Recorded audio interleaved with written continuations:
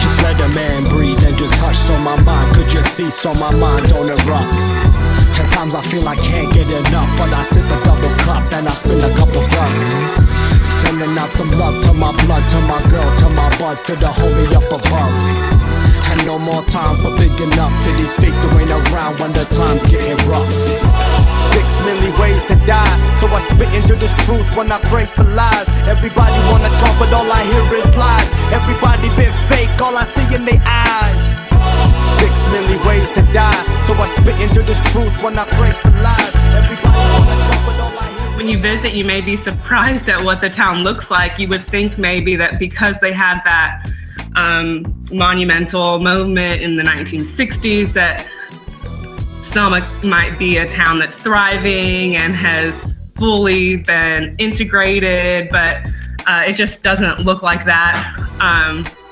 Here there's still a lot of separation, and our downtown looks deserted and not thriving.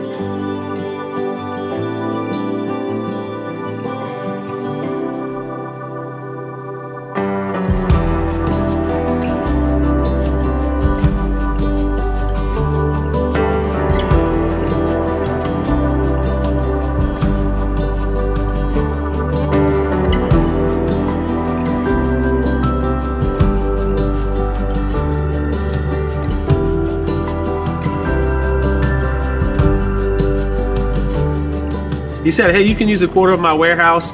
And so he's like, okay. So we went in, and at the same time, a co-worker of William mentioned about weights that they over donated. So a local high school had a lot of weight stolen, but then people stepped in and organizations and donated to that school until they had surplus, and the school was willing to donate those weights to us. And then, as Nez brought up, the warehouse was opened up to us, and we were able to put those weights in the warehouse. And the Lord was just opening up all these doors so fast. Quickly, the vision was like, we realized, some kids were interested in the weights, but there's a lot of kids interested in arts, or maybe wanted more help with education or dance, or and all these different other avenues. We needed opportunities to come and be available to our community so that they could dream and realize that they were made in the image of God, that they could be creative. As we were speaking with Sonia Crawley, a member of TMS Global's team, she's like, I just feel like it's going to be a seed of hope. And as soon as she spoke it, our team knew that needed to be the name of the place that we ended up with. And quickly after that meeting, this space came available, where a local pastor heard about our vision, and he let us know he really wanted that to happen right here in a place that he had. And so over the last 2 years of working with them and cleaning out this warehouse, we finally come to the point where they're willing to sell this space to us. What would it mean for the families to have this space? You're talking about a safe place that's close to their homes in this area that's walking distance, bike ride distance. You're talking about a space that will be available to not just the kids, but to the entire family. I always look at it as that we're not just educating the kids, we're educating the families too. And a lot of times parents are experiencing firsthand experiences through their kids. Like the mentorship that my girls are getting through Girls on the Run. A lot of these parents are young and they haven't, even if they were older, they haven't had that experience of a positive role model or that mentorship before. And so they're kind of getting the extension of that through their kids. So right now, in the community where we know God has called us to work with the families, to live incarnationally, where we become and reflect Christ in this community, right now for the families and especially the youth, there's no playgrounds, there's no fun, free, and safe environment for them to grow and to explore and to be adventurous and to learn what their passions are. And as Christians, we believe that is robbing our younger generations and the families in our community from their God-given rights to live in His image and to know what He created them for.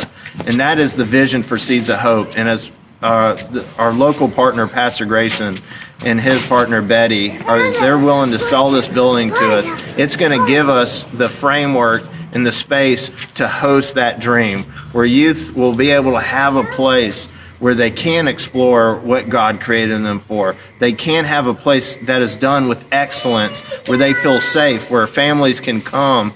And one of our visions is for the back is having a food truck and a playground that is fenced in. There's 4 acres, and it's going to be used for a community space, playground.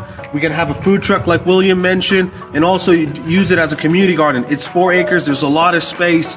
And as William mentioned, this is a place where we can come in and intercept. And I think Jesus does it so well. He provides intersections. All the things we do, these are interceptions to be witness for the gospel.